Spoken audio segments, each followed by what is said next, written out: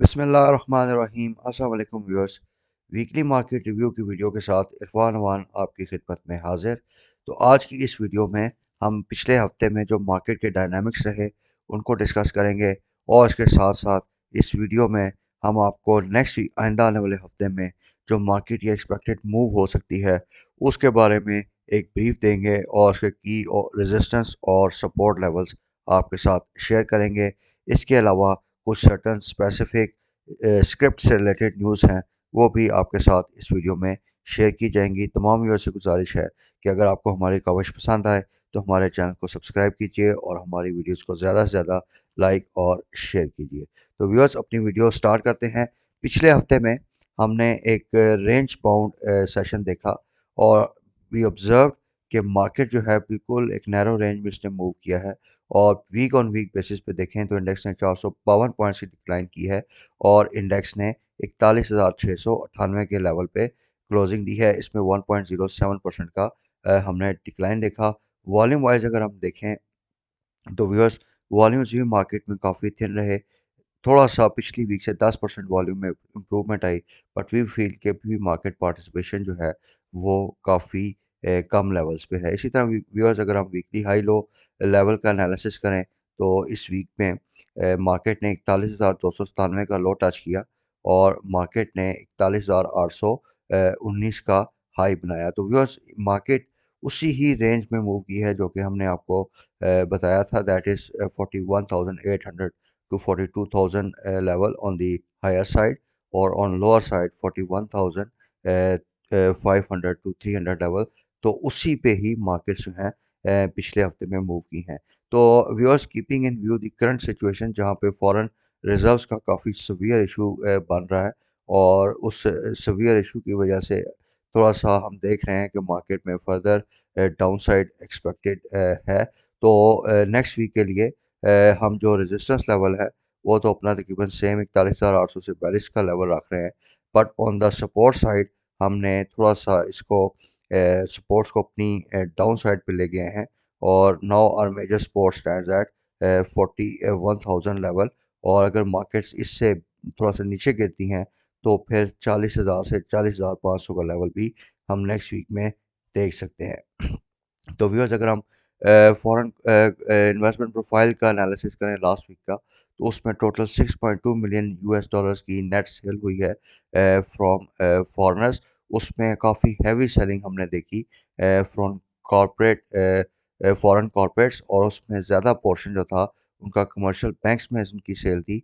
उन्होंने तकरीबन 29 million US dollars की बैंक्स में सेल की है और उसमें तकरीबन जो मेजर सेल का पोर्शन है वो एमसीबी बैंक में आया है। इसके फॉरेन कॉर्पोरेट्स की तरफ से 53 मिलियन शेयर सेल हुए हैं at the rate of rupees 115 और ये अमाउंट तकरीबन 27.5 मिलियन यूएस डॉलर्स के लेवल पे आती है।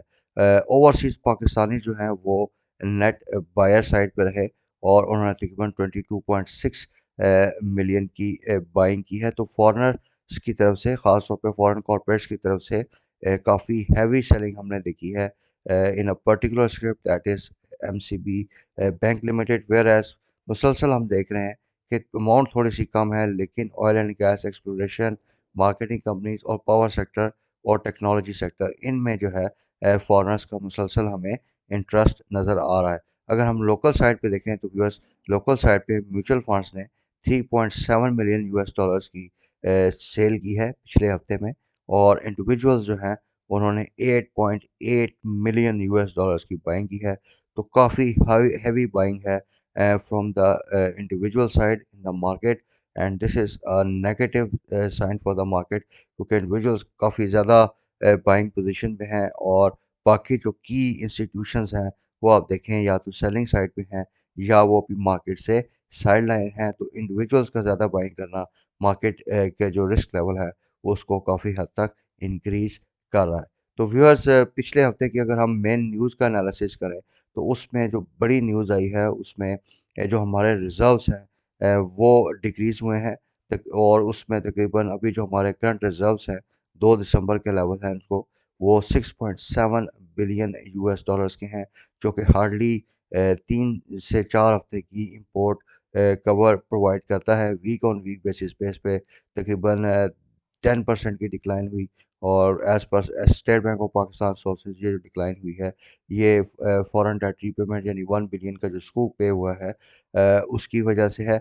और अगर हम फाइनेंशियल ईयर टू डेट देखें तो अभी तक 31% का हमारे फॉरेन एक्सचेंज रिजर्व्स में डिक्लाइन आ चुका है। तो viewers, despite governments best efforts हम देख रहे हैं कि इन्होंने इम्पोर्ट बिल्स काफ़ी हद तक रिड्यूस किए, एलसीज को भी रोका है। उसके बावजूद हमारे जो रिजर्व्स हैं वो काफ़ी तेज़ी से डिक्लाइन हो रहे हैं, और this is a very negative signal for our overall economy and the stock markets. तो इसके रीज़न ज़रा इन डिटेल डिस्कस कर लेते हैं व्यूअर्स। तो जिस तरह कि मैंने आपको अपनी प्रीवियस वीडियोस में बताया कि जो डॉलर की है वो एक ब्लैक मार्केट पाकिस्तान में क्रिएट हो चुकी है। अभी जो डॉलर है वो मनी चेंजिंग फर्म्स के पास न्यूज़ आ रही है कि अवेलेबल नहीं है, और अगर हो भी रहा है ब्लैक मार्केट पे तो 10% के प्रीमियम पे सेल हो रहा है। तो ये जो अफवान साइड से थोड़ा सा इशू आ रहा है स्मगलिंग का, तो it also hurts our economy. और despite the finance minister commitments के they are taking remedial measures, इस पे अभी तक हमने कोई खातरख्वाह प्रोग्रेस नहीं देखी है। तो व्यूअर्स, अब थोड़ा सा उन रीजंस को एनालाइज कर लेते हैं जिनकी वजह से फॉरेन एक्सचेंज रिजर्व्स में शार्प डिक्लाइन आ रहा है। Apart from foreign debt repayment, इसके कुछ और भी रीजंस हैं, जिसमें एक मेन रीज़न ये है कि जो रोशन डिजिटल के थ्रू हमारे पास फॉरेन इनफ्लोज आ रहे थे उसमें भी काफ़ी कमी हुई, और नवंबर में ये इनफ्लोज 141 मिलियन यूएस डॉलर के लेवल पे रिकॉर्ड किए गए हैं, जो कि पिछले 2 साल के लोएस्ट लेवल पे है। और ये जो हमारे फॉरेन एक्सचेंज रिजर्व पिछली स्लाइड में मैंने बताया, ये पिछले 4 साल के लोएस्ट लेवल पे रिकॉर्ड हुए हैं। तो व्यूअर्स, पिछले साल अगर हम इसको ईयर ऑन ईयर बेसिस पे कंपैरिजन करें तो नवंबर 2021 में ये इनफ्लोज 239 मिलियन यूएस डॉलर्स पे थे। तो इसमें आप देख सकते हैं कि काफ़ी बड़ी डिक्लाइन आ रही है फ्रॉम नॉन रेजिडेंट पाकिस्तानीज, और उनकी जो रेमिटेंसेस हमारे लिए कोर सोर्स ऑफ इनकम थी उसमें एक बड़ा डिक्लाइन हमारी इकॉनमी के लिए एक नेगेटिव सिग्नल है। तो व्यूअर्स, ये जो डिक्लाइन आ रही है इसकी मेन रीज़न ये है कि जो हमारे मुल्क में भी करंट पॉलिटिकल अनसर्टेनिटी चल रही है। इसके अलावा जो फॉरेन कंट्रीज़ में भी हम देख रहे हैं कि उनके जो बैंक्स हैं उन्होंने इंटरेस्ट रेट्स को बढ़ा दिया है, और उस इंटरेस्ट रेट बढ़ने की वजह से भी जो हमारे ओवरसीज़ पाकिस्तानीस हैं उन्होंने जो अपने फंड्स हैं उनको वहाँ पे प्लेस करना शुरू कर दिया है, जिसकी वजह से पाकिस्तान में उनके इन्फ्लोस कम हो रहे हैं। उसके अलावा व्यूअर्स, अगर हम थोड़ा सा एनालिसिस करें कि जब से आरडीए लॉन्च हुआ है, यानी सितंबर 2020 में इसकी लॉन्च हुई थी, तो पिछले 2 साल का अगर एनालिसिस किया जाए तो अभी तक हमें जो रोशन डिजिटल से 5.4 बिलियन यूएस डॉलर्स रिसीव हुए हैं, और उसमें जो मेजर इन्वेस्टमेंट आई है वो नया पाकिस्तान सर्टिफिकेट्स में थी, विच इज़ 3.5 बिलियन, और उसके साथ साथ ओवरसीज पाकिस्तानी ने तकरीबन 47 मिलियन यूएस डॉलर्स हमारी स्टॉक मार्केट में भी इन्वेस्ट किए हैं। तो इस सोर्स का यूज़ करना it's a great cause of concern for our economy, और गवर्नमेंट की साइड पे कोई अभी तक ऐसे मेजर्स नहीं लिए गए हैं जिनकी वजह से ये फ्लोज इम्प्रूव हो। तो इसकी वजह से वी कैन एक्सपेक्ट कि आइंदा आने वाले दिनों में भी हमारे फॉरेन एक्सचेंज रिजर्व जो है वो काफ़ी प्रेशर में रहेंगे। इसी तरह व्यूअर्स, अगर हम अपनी बैलेंस ऑफ पेमेंट का एनालिसिस करें तो अगले 6 महीने में हमें तकरीबन 8 बिलियन यूएस डॉलर्स की पेमेंट्स करनी है, जिसमें से 3 बिलियन यूएस डॉलर्स की अगले 3 महीने में पेमेंट्स ड्यू हो रही हैं। अभी जो आईएमएफ का प्रोग्राम था, जो 9th रिव्यू था, उसमें डिलेस हैं, उसमें आईएमएफ के कंसर्न्स हैं ओवर फिजिकल डेफिसिट साइड, और इसमें इस आईएमएफ की कंसर्न्स को कवर करने के लिए हुकूमत को 800 अरब रुपए के न्यू टैक्सेस लगाने पड़ेंगे, और गवर्नमेंट जो है अभी रिलक्टेंट है इन टैक्सेस को लगाने में, क्योंकि इससे इलेक्शन ईयर में उनकी पॉलिटिकल जो है कैपिटल को काफ़ी नुकसान हो सकता है। तो व्यूअर्स, इस न्यूज़ को, और ये जो पोजीशन अभी जा रही है कि जो हमने नए टैक्सेस इम्पोज करने हैं और भी टफ मेजर्स लेने हैं, तो इसको अगर हम पिछले ये जो न्यूज़ आ रही थी पॉलिटिकल रिकन्सिलिएशन की, और थोड़ा सा गवर्नमेंट अभी ढीली पड़ी है कि जी इलेक्शन करवाते हैं, केयर टेकर आ जाते हैं, तो इसमें थोड़ा सा हम ये देख रहे हैं कि गवर्नमेंट में भी थोड़ा सा ट्राई करे कि, क्योंकि इतने हैवी टैक्सेशन लगा के अपनी पॉलिटिकल कैपिटल को बर्बाद करने से अच्छा है कि इलेक्शन अनाउंस करें और let the caretakers take this difficult measures. तो इसकी ये भी एक रीज़न हम देख रहे हैं। तो थोड़ा-सा मार्केट पार्टिसिपेंट की वजह से एक इसमें पॉज़िटिव सेंटिमेंट क्रिएट किया जा रहा था जी कि पॉलिटिकल रिकन्सिलिएशन हो रही है, इलेक्शन शायद अनाउंस हो जाएँ। लेकिन इस फैक्ट को देखते हुए लगता ऐसे है कि ये जो पॉलिटिकल साइड पे डेवलपमेंट अगर हो भी जाती है, तो इसका एसेट मार्केट पे कोई बड़ा मटेरियल पॉजिटिव इम्पैक्ट नहीं आएगा, क्योंकि जो भी नई गवर्नमेंट आएगी वो सख्त मेजर्स लेगी और उन सख्त मेजर्स के लेने में जो है इकॉनमी फर्दर स्लो डाउन होगी और उसका नेगेटिव असर हमारी स्टॉक मार्केट पे आ सकता है।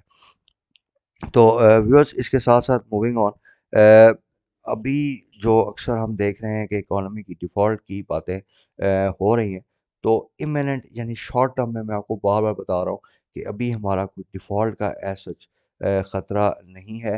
अभी गवर्नमेंट जो है वो थोड़ा सा निगोशिएट कर रही है सऊदीया के साथ भी कि 4.5 बिलियन यूएस डॉलर्स का एडिशनल पैकेज उनसे लेने के जा रहे हैं, जिसमें 3 बिलियन यूएस डॉलर्स का एक सेफ डिपॉजिट होगा और 1.2 बिलियन यूएस डॉलर्स की ऑयल डेफर्ड पेमेंट्स हैं।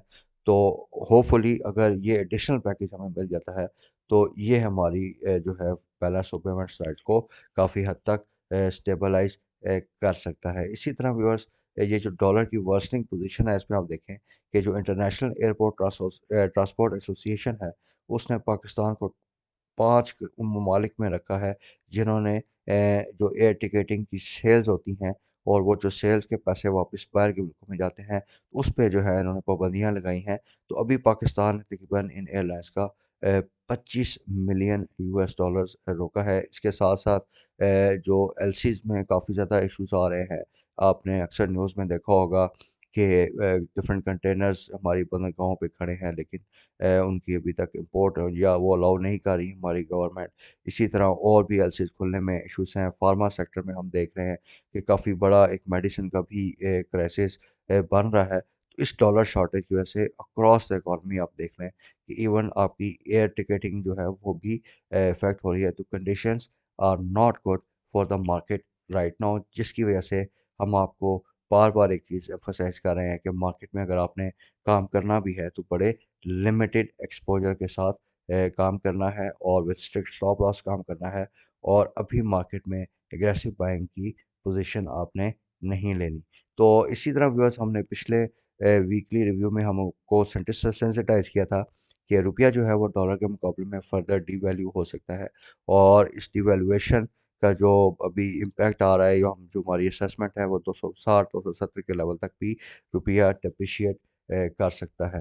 तो व्यूअर्स, इसी तरह इंपोर्ट्स रिस्ट्रिक्शन की मैंने आपसे डिस्कशन की। ये हमारी ओवरऑल इकॉनमी, क्योंकि डिफरेंट सेक्टर्स की इंपोर्ट्स इफेक्ट होती हैं, तो उसको भी हर्ट कर रहा है। तो viewers, what's the way forward?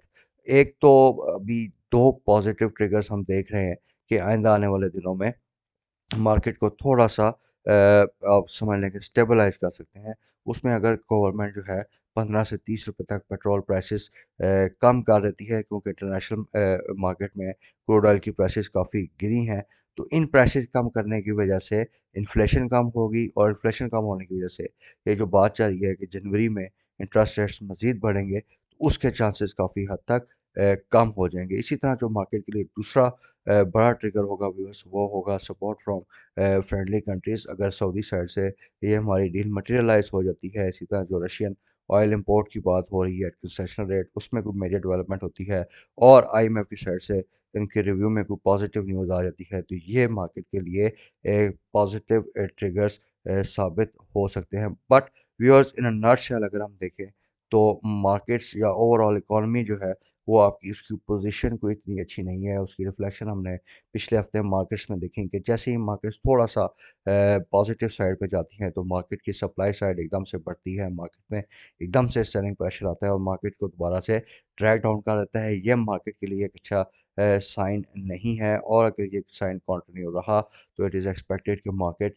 जो अभी 41,000 के जो लेवल 2,300 का जो लेवल है, इस पे सस्टेन कर जाती हैं, ये यहाँ से भी नीचे गिर सकती हैं और ये 40,500 या 40,000 के लेवल पे भी हम इनको आइंदा आने वाले दिनों में देख सकते हैं। तो वंस अगेन आपने उन सेक्टर्स पे फोकस करना है जो कि इस सारी इन्वायरमेंट में उनका चांस है कि वो बहुत कम इफ़ेक्ट होंगे, जिसमें हमने आपको सजेस्ट किया था कि आपने आईटी कंपनीज़ में फ़ोकस करना है। इसमें पिछले हफ़्ते हमने देखा कि नेटसोल की एक न्यूज़ आई, जिसमें वो नॉर्थ अमेरिकन सेक्शन जो अपना है उसको उस तरफ एक्सपेंशन में जा रहे हैं। इसके साथ-साथ ये रुपी डिवैल्यूएशन से जो है इनकी अर्निंग्स जो है वो मज़ीद बेहतर होंगी। तो so focus on IT sector, buy on dips आपने रखना है।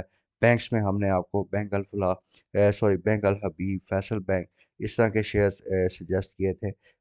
मीज़ान बैंक भी हमने आपको इसमें बताया था।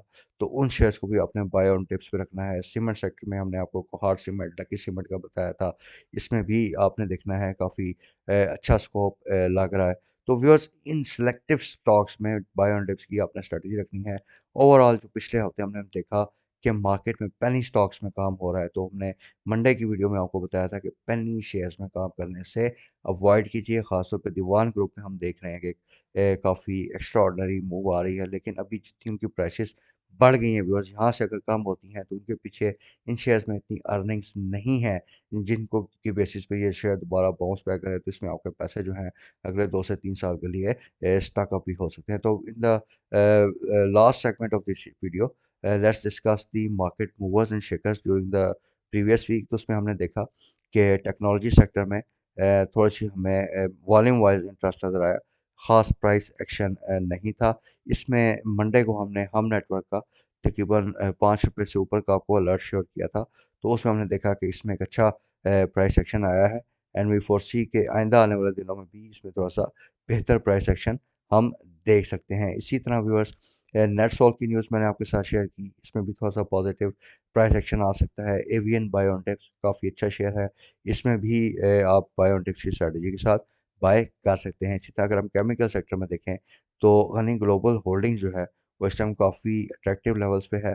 तो ये तकरीबन 14.5 15 की रेंज में अच्छी बाय है इसकी। हमने देखा है इसने एक अपर कैप भी हिट हुआ इसका। तो वी फोरसी के अगले वीक में ये थोड़ा सा फर्दर बेहतर परफॉर्म कर सकता है। इसी तरह व्यूअर्स, प्रॉपर्टी सेक्टर में टीपीएलपी की परफॉर्मेंस अच्छी है, लेकिन थोड़ा सा ओवरबॉट साइड पे है। इसी तरह व्यूअर्स, टेक्सटाइल स्पिनिंग में अगर हम देखें तो इसमें ये जो आपको 3-4 शेयर्स नज़र आ रहे हैं, डीएफएसएम, कोसम और हिरात के, तो इसमें ये सारे पेनी स्टॉक्स हैं। और इसमें जो भी एक्टिविटी बन रही है, इसमें हम we are advising our investors कि अभी आप इसमें इन्वेस्टमेंट से गुरेज कीजिए, क्योंकि इनके पीछे कोई ऐसा अर्निंग्स नहीं है जो कि इतनी हाई प्राइस गेन में इनको सब्सटैंशिएट कर सकें या सपोर्ट कर सकें। Therefore avoid trading share, जिसमें ख़ासतौर पे अगर आप ये दीवान फारूक मोटर्स देखें, दीवान फारूक स्पिनिंग मिल्स देखें, तो बड़ी एक्सेप्शनल इंक्रीज आई हैं, लेकिन इतनी अर्निंग्स में कोई ऐसी हमारे पास न्यूज़ नहीं है कि जिससे इनकी अर्निंग्स बढ़ी हो। ये एक स्पेकुलेटिव एक्टिविटी हमें लग रही है। तो viewers, oil and gas sector में अगर हम देखें तो उसमें ओजीडीसी, पीपीएल, एसएसजी, एसएनजीपी। अच्छा, एसएसजी, एसएनजीपी का हमने आपको बताया था कि काफ़ी स्ट्रॉन्ग चांस है कि आईएमएफ की कंडीशंस को मीट करने के लिए हुकूमत गैस की प्राइसेस बढ़ाएगी। तो उससे एसएसजीसी, एसएनजीपी और सबसे बढ़ के ओजीडीसी को काफ़ी फ़ायदा हो सकता है। इसी तरह पीपीएल के केस में भी हम देख रहे हैं कि इसको थोड़ा सा पीपीएल के केस में भी फ़ायदा होगा। इसी तरह व्यूअर्स, अभी एक रिकॉर्ड डेट की आपने खबर सुनी कि कोर्ट ने जो है उसमें एक उसके प्रोग्राम की अप्रूवल दी है, या नो ऑब्जेक्शन उस पे उन्होंने दिया है सुप्रीम कोर्ट ने। तो उसमें ओजीडीसी, मारी, पीपीएल और एक दो कंपनीज हैं जिन्होंने 300 मिलियन US डॉलर्स ईच की इन्वेस्टमेंट करनी है। अब ओजीडीसी के और पीपीएल के सिलसिले में काफ़ी क्यूरीज आ रही थी मेरे पास। तो उसमें व्यूअर्स देखें कि इनके पास वैसे ही काफ़ी कैश कंस्ट्रेंट्स है। अब अगर ये यहाँ से इनके पास डिविडेंड देने के लिए तो पैसे नहीं है। अगर ये यहाँ से रेकोटेक में इन्वेस्टमेंट कर भी देते हैं, लेट्स, या इन्होंने पहले से कोई अगर रिजर्व भी रखा हुआ है, तो इससे इनकी ओवरऑल जो है वर्किंग कैपिटल काफ़ी इफेक्ट होगा। तो for the short term OGDC उस कैश आउटफ्लो की वजह से इनकी अर्निंग पे थोड़ा सा माइनस का इम्पैक्ट आ सकता है। सो डोंट एक्सपेक्ट कि सिर्फ रेकोटेक की बेस पे ओजीडीसी चढ़ेगा, क्योंकि रेकोटेक में इन्वेस्टमेंट से इसके कैश फ्लोस इफेक्ट होंगे, जिससे इसकी प्रॉफिटेबिलिटी इफेक्ट हो सकती है। इसी तरह व्यूअर्स, हैस्कोल के केस में हमने देखा कि इसकी जो एक्स्ट्रा ऑर्डिनरी जनरल मीटिंग थी वो डिले हुई है, जिसकी वजह से थोड़ा सा इसमें पॉजिटिव प्राइस एक्शन आया। लेकिन बाद में हमने देखा कि इसमें दोबारा से इस न्यूज़ आने के बाद से एक नेगेटिव एक्शन आया है। तो जब तक इसकी क्रेडिटर्स के साथ कोई सेटलमेंट नहीं होती, हम इसमें इसी तरह की वोलेटाइल मूवमेंट देख सकते हैं। So viewers, with this note we end our today's video. Stay tuned to our channel for the latest market updates. इंशाल्लाह जैसे ही मंडे से मार्केट्स में दोबारा से एक्टिविटी स्टार्ट होगी, और हम आपको लेटेस्ट रियल टाइम बेसिस पे अलर्ट्स आपके साथ शेयर करेंगे, और आपको बताएंगे कि मार्केट में क्या डायनामिक्स हैं और किन किन लेवल्स पे क्या क्या चीज़ आप इन्वेस्टमेंट करनी है या आपने उसको डाइवर्स करना है। तो so stay tune to our channel. इसके साथ साथ इस वीडियो डिस्क्रिप्शन में हम आपको अपनी फेसबुक ग्रुप का भी लिंक दे रहे हैं, जिसमें रियल टाइम बेसिस पे हम जो मार्केट रिलेटेड न्यूज़ हैं वो शेयर कर रहे होते हैं। तो उसमें भी आपके लिए डेफिनेटली हेल्प आउट होगा, तो उसको भी आप डेफिनेटली ज्वाइन करें। ये सब it's all free of cost, इसमें किसी किस्म के चार्जेस नहीं है। So viewers, thank you very much for your support and time. Do remember to subscribe to our channel and like our videos. Thank you very much. Allah Hafiz.